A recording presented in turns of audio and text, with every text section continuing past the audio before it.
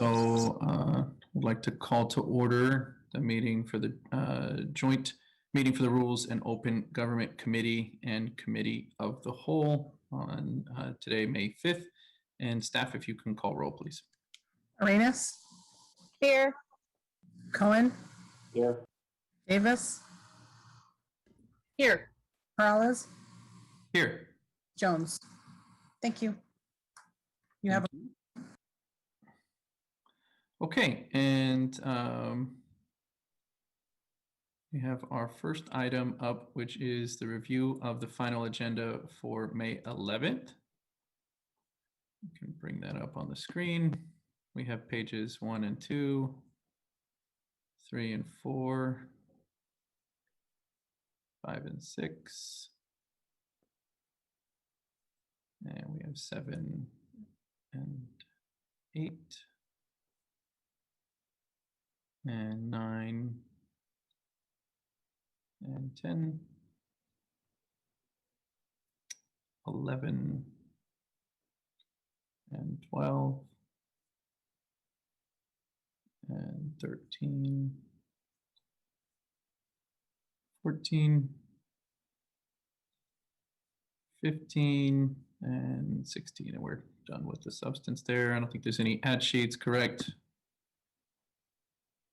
There is an ad sheet. I'm showing it on the screen. Oh, there is one. Sorry. Okay. Thank you. Okay. We'll go to members of the public first.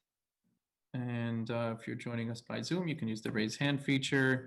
If you are calling in, you can press *9. And we have first up, Blair Beekman. Hi, Blair Beekman here. Thanks for the meeting today. Happy Cinco de Mayo. First thing, the agendas did not make it onto the Rules and Open Government Council agenda today on the public website. Can somebody hustle and get the second agenda up on the website right now?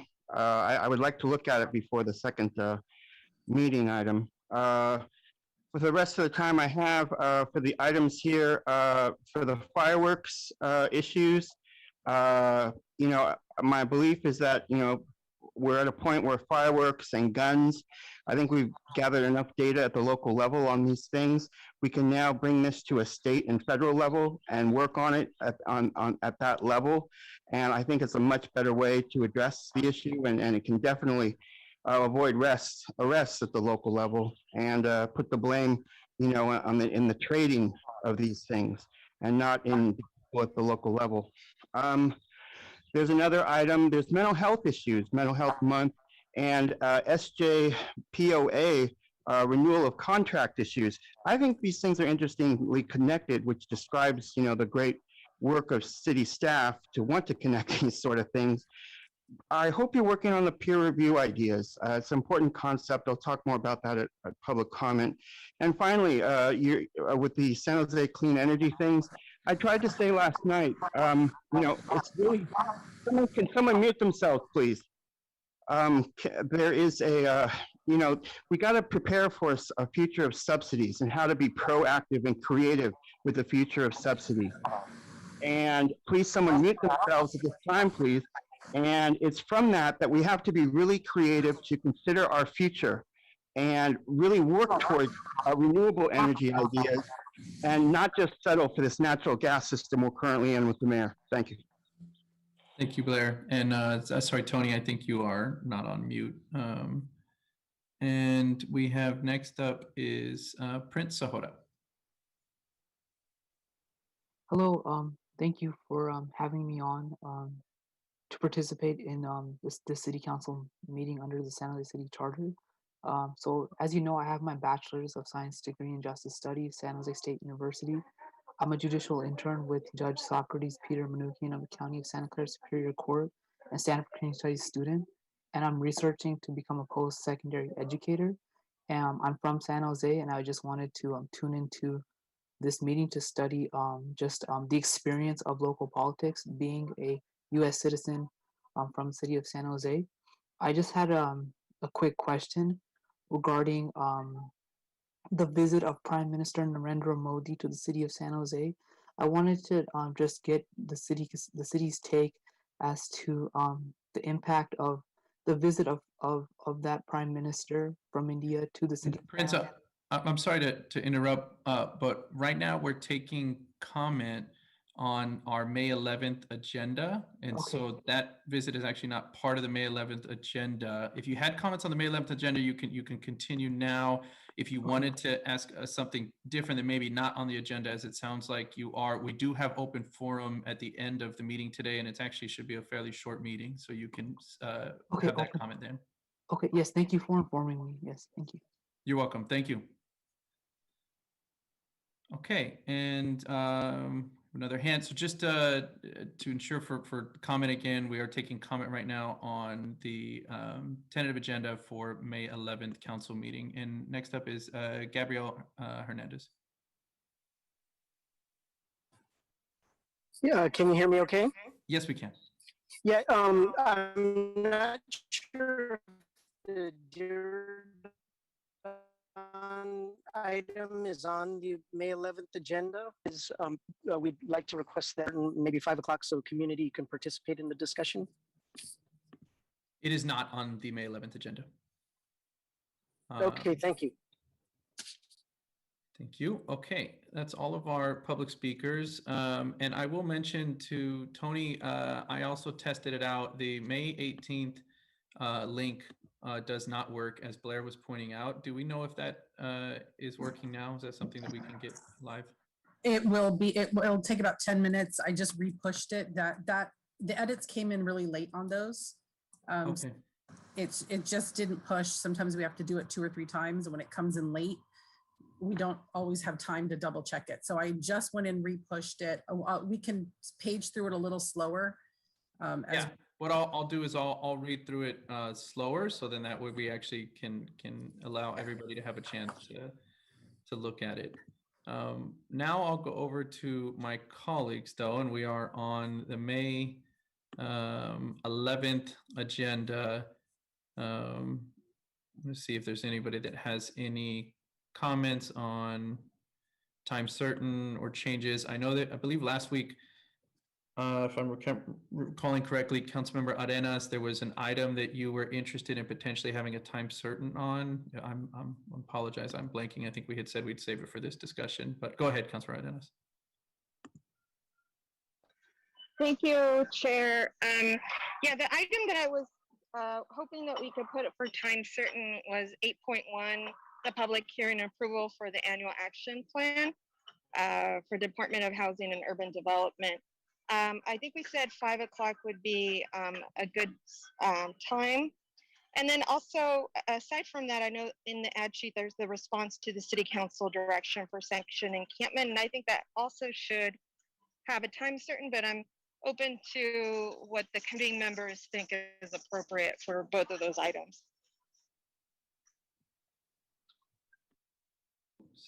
Keep muting and unmuting myself. Okay, thank you.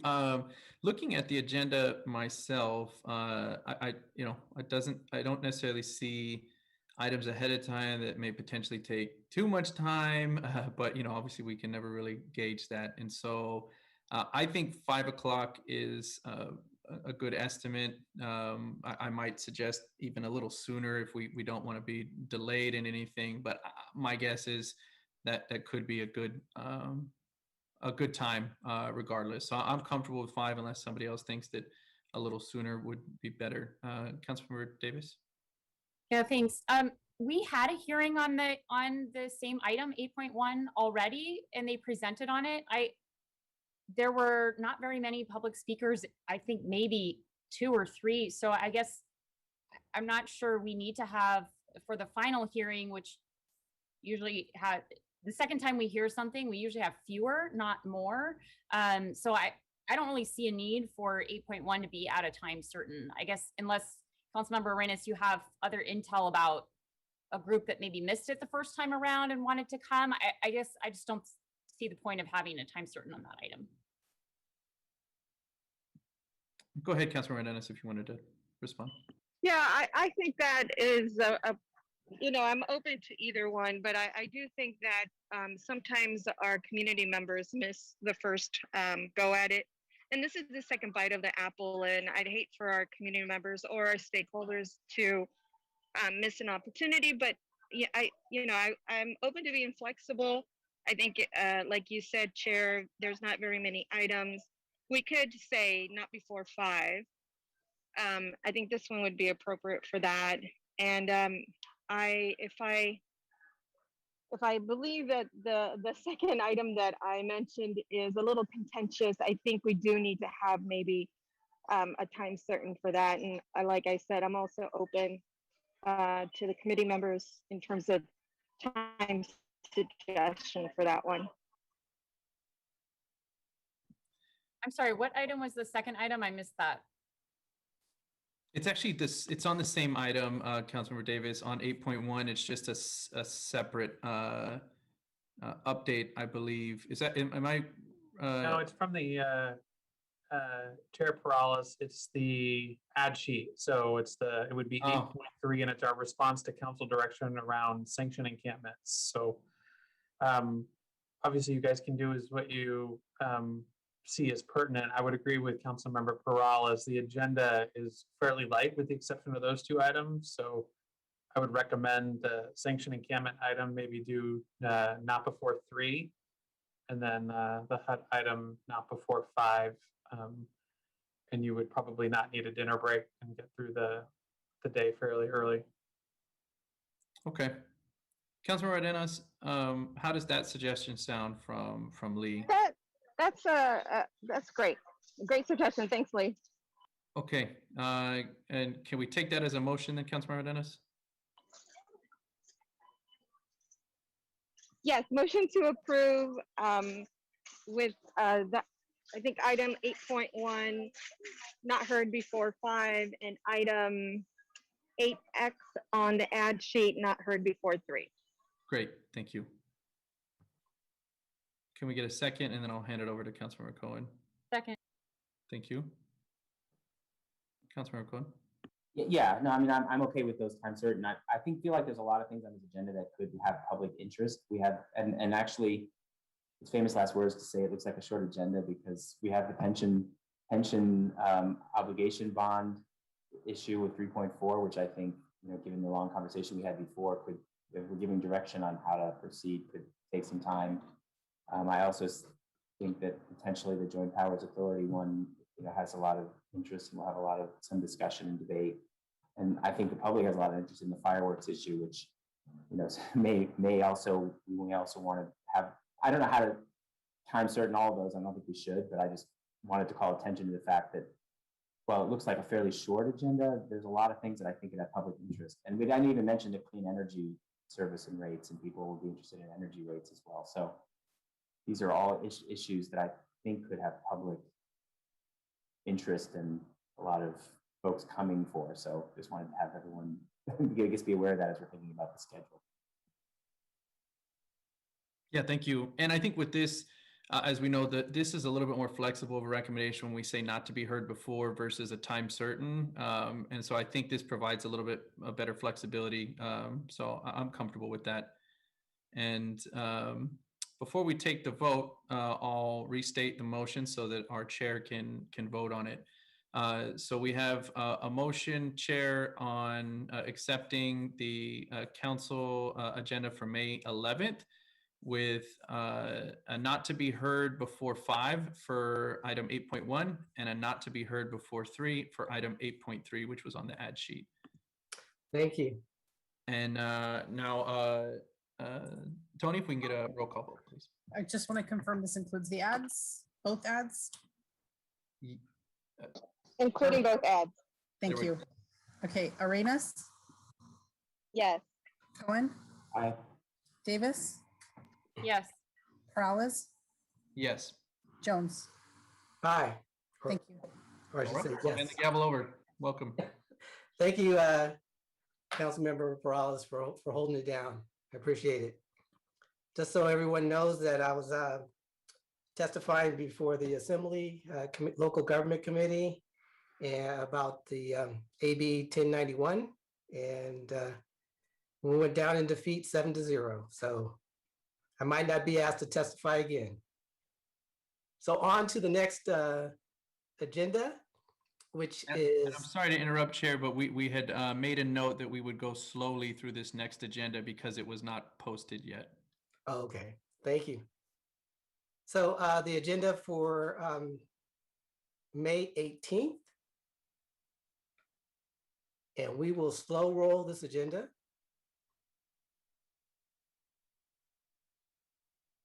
Starting out pages 4 and 5.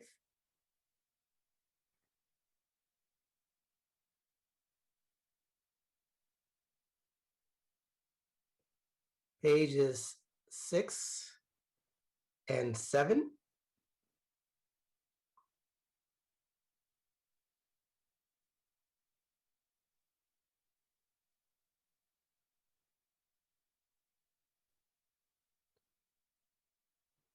Pages 8 and 9.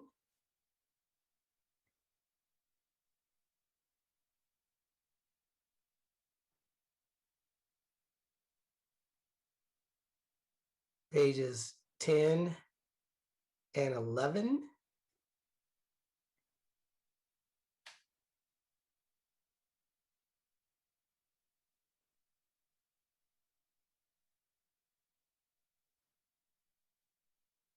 Pages 12 and 13.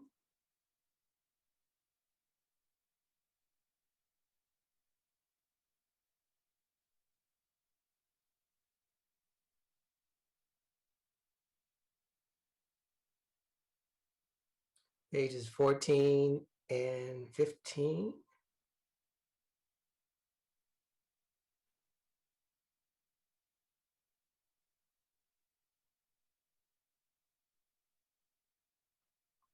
And pages 16.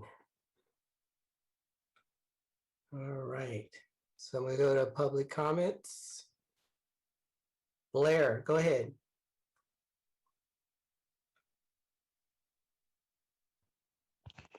Hi, welcome back, Councilperson Jones, Vice Mayor Jones. I was wondering if you can allow a little leeway because this agenda item wasn't posted. I think I was able to see some of the items that I can speak to. I may be off a bit. I hope it can be forgiven at this time as I speak on this Blair, how item. about if I give you an extra 30 seconds? Really nice of you. Thank you. All right.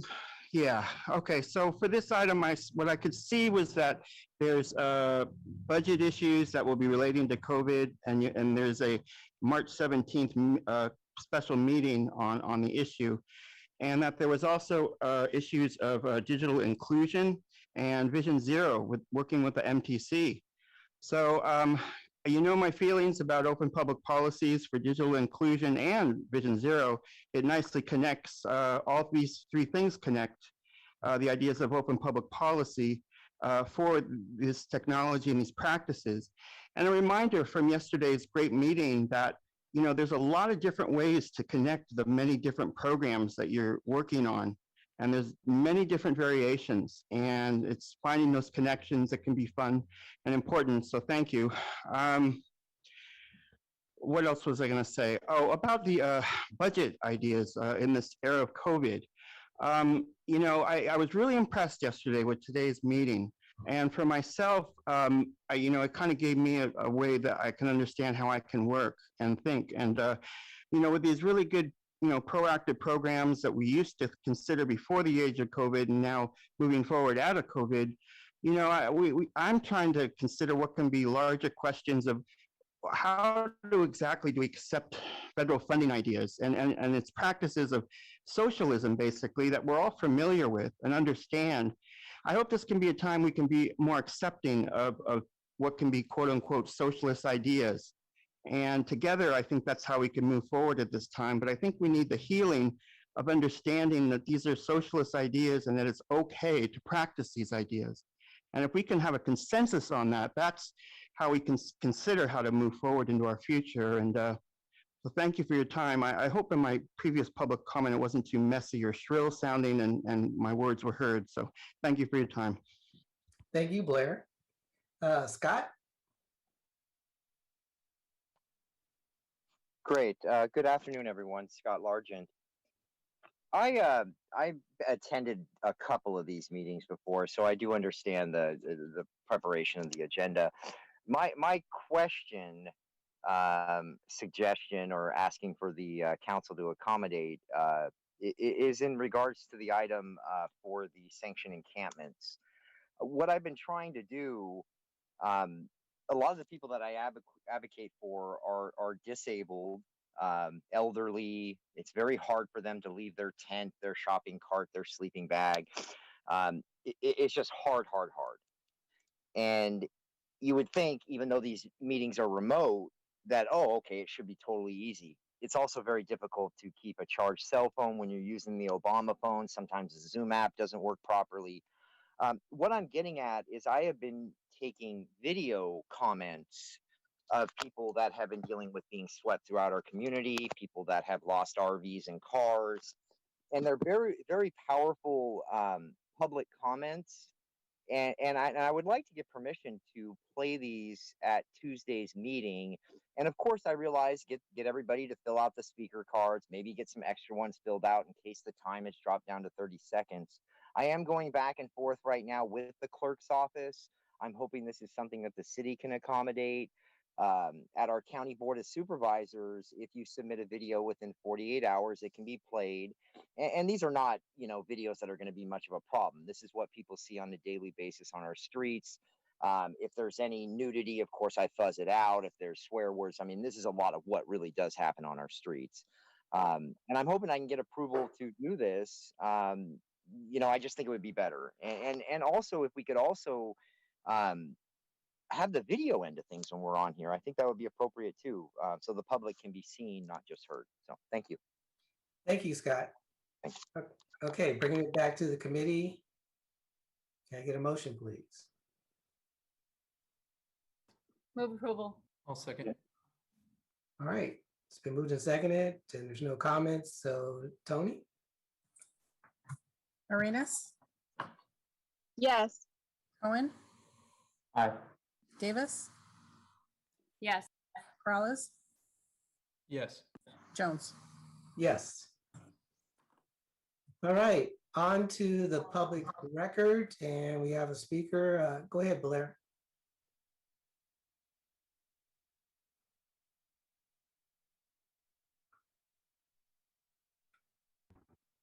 Hi, thank you. Blair Beekman here. To comment on a letter to public record this week, someone spoke about Diridon Station and the issues of the sports arena. People want, they're arguing again about the issue of parking and cars. And it was a back and forth, I guess the letter was, trying to, yeah, it's a long issue with many sides. And my position is that, I feel we're attempting before COVID, to understand that, in 10 years time, by 2030, we're going to have a much more electric car future. And we're going to have a future that possibly we're not going to be using the car as much. And I don't know with COVID happening what that will mean exactly. But I mean, it was my feeling certainly before COVID that easily would be the case. I hope we can still work towards those ideals. Going around with public transit and scooters and bicycles and walking is still a hopeful goal of mine. Boy, it's complicated. I hope we can learn to talk more about this in the future of public transit and what exactly is public transit and exactly what is the future of our sustainability ideas and energy and environmental concerns. And, I'm really interested how we can work at this time towards really good practices now. And that way, when we have, say, an upcoming natural disaster in the Bay Area, we can immediately go back into our renewable energy ideas, and we don't have to rely on dirty fossil fuels and its backup generator systems for that long, because we'll have a good renewable energy plan in place. We need to do that with open public policies, with all of our policies at this time. Thanks. Thank you, Blair. Scott, go ahead. Thank you, everyone. Scott Largent. I believe this is, I'm not familiar with public record. I was actually waiting for open forum or public comment. So I think this is the totally wrong one, correct? That would be correct. Oh, We'll look for your hand on open forum, Scott. that sounds great. Thank you. Thank you. Sorry about that. All right, no worries. All right, bringing it back to the committee. Can I get a motion, please? Motion and note and file. Second. All right, it's been moved and seconded. Tony, Arenas, Yes. Cohen, Aye. Davis, Yes. Morales, Aye. Jones. yes. Thank you. All right, on to the consent calendar, and Move approval. been moved in, can I get a second? And we have one public speaker. Go ahead, Blair.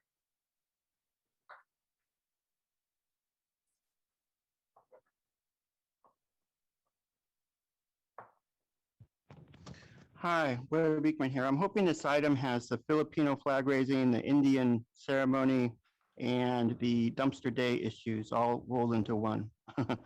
I'll speak on these issues at this time. It's my hope with the Filipino flag raising. I know Councilperson Arenas is sponsor of this, and I know she's working hard on the issue of how do we address the future of the Philippines, you know, in this country? How can we ask of them to, you know, mellow out some of their more vigilante practices and work towards a more fair judicial system, and it's a more respectable, expected way to work out their problems and issues in the Philippines. I hope they're learning those lessons there, and yeah, I really hope they can. And with the current administration in this country, I hope can offer a good direction to help in those efforts. With the Indian issue, boy, we're really dealing with you know, they're having a massive outbreak of COVID right now, and we're all aware of that. I see a lot of mask wearing, so you know, we've grown serious. Man, we've grown serious and good about how to deal with masks at this time, and it's nice to understand we're preparing ourselves and keeping safe. So thank you for that, and thank you for dumpster days. I mean, just putting that on there each week, just making us aware of what's possible, of our good that's possible, and I hope everyone from local neighborhoods will want to participate in dumpster days in the future. Thank you. Thank you. That's all the public speakers. We already have a motion. So Tony, Arenas, Yes. Cohen, Aye. Davis, Yes. Morales, Yes. Jones. yes. Thank you. Okay, the next item is approval of District 10 SAP grant for Almaden Valley Women's Club. Move approval. All Second. right. It's been moved and seconded, and I don't see members of the public. So Tony, Arenas, Yes. Cohen, Aye. Davis, Yes. Morales, Yes. Jones. yes. Thank you. Okay, on to open forum.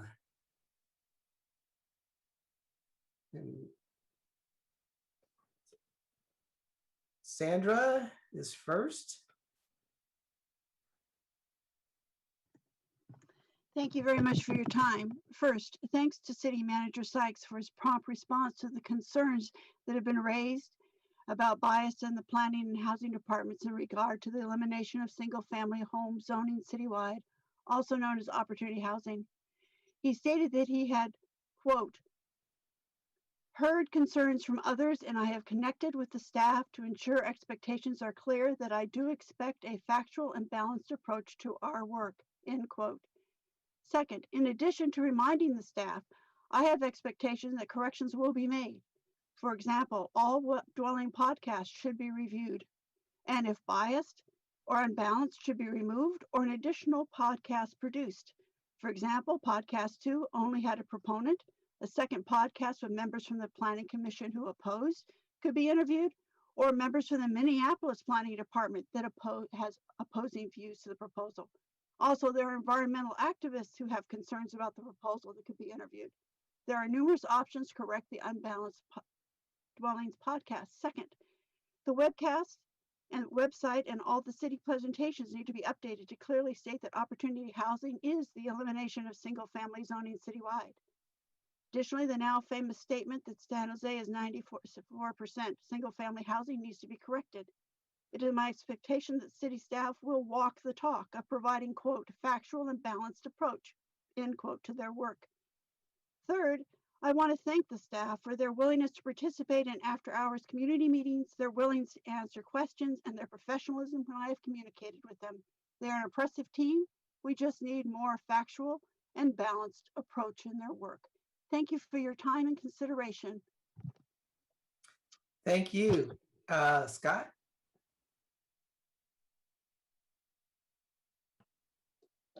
Okay, great. Thank you, everyone. Scott Largent. I'm not sure, Councilmember Jones, if you remember when we first met.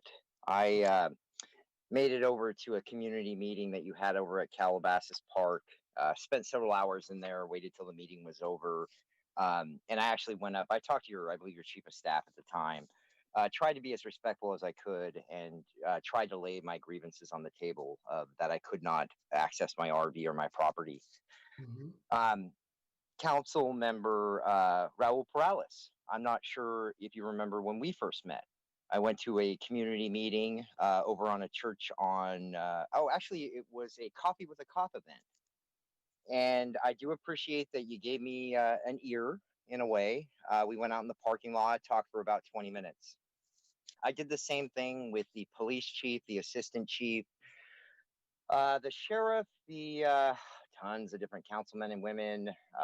You know, I tried to file all the possible complaints. I just went up and down the board. I didn't want to stop. I wanted my property back. And most of all, I wanted my father's ashes back that were in my motorhome. I am currently, you guys have heard it over and over again, I am being prosecuted again by the city of San Jose, okay? And through a Murguia motion, part of the discovery process, I was able to get a lot of information because I've been subpoenaing the tow companies. They never properly lien sailed my RV. I was right, guys, okay? I've been going through this for 4 or 5 years and this is sick. It's disgusting to do to a homeless person. Okay, I need somebody to start really looking into this. It's just wrong. I hope you guys can get on board. The documentation that's coming through to my attorney right now is just eye-opening. And these are tow companies that you keep signing contracts with every 5 years. And they're preying on weak people. It's sad. Thank you. Thank you, Scott. Prince? Hello, City Council. Thank you for your time and allowing me to speak to you. So you know that that I graduated from the Justice Studies program at San Jose State University, and I'm a judicial intern for Judge Socrates Peter Manukian from the County of Santa Clara Superior Court and Stanford Community Studies student. And you know that I'm researching for my new university degree, and part of my research being listening into local political leadership to document what's just political context. I have a question regarding ROG capital G-C 21533, the India's flag raising day. I just wanted to ask the city what their appraisal is of the visit of Prime Minister Narendra Modi to the city of San Jose, and what you believe the impact is of that visit, and how that changed the city of San Jose in any way, and what good it might have done, or what good it might not have done, or what it means. So if that's an okay question to ask in open forum, you know, I would appreciate an answer. Thank you, Prince. Open forum is for public comments, but if you have specific questions that you want to get from the city, I would suggest you reach out first to your council member and engage with them first, and then take it from there. All right, the next speaker is Blair. Go ahead, Blair. Hi, thank you. Blair Beekman here. From the words of the first speaker at public comment, you know, it's my real hope that there is a way that mixed income ideas can be a way to bridge these questions of zoning and how exactly to address, new occupancy ideas versus old systems of single family dwelling, I think it's called. I don't know the depth of what it can do, but I think mixed income can really help bridge these issues if talked about positively from all sides. I hope it can be of help and to come up with creative ideas of mixed income to help settle this argument, I guess. I really, you had your meeting last week about PISFIS issues and, domestic violence and how to deal with the future of that. It was a pretty great set of list of ideas and ways of working. You're working with the SEIU a lot and with mental health workers and hospital workers. That's all really good stuff. But I'm a bit confused that I thought peer review counseling for police was going to be an important part of the future of Reimagine ideas. And peer review is ideas of mental health, of police checking on each other and learning how to speak in mental health terms about questions they've gone over with their case, in these domestic violence situations. Paul Soto, he went through a lot just a month or two ago, and the policeman may have made a bad decision. He had no one to talk to after his decision-making process. Peer review offers the idea of how to create that dialogue between police officers that is really uncomfortable for them at this time.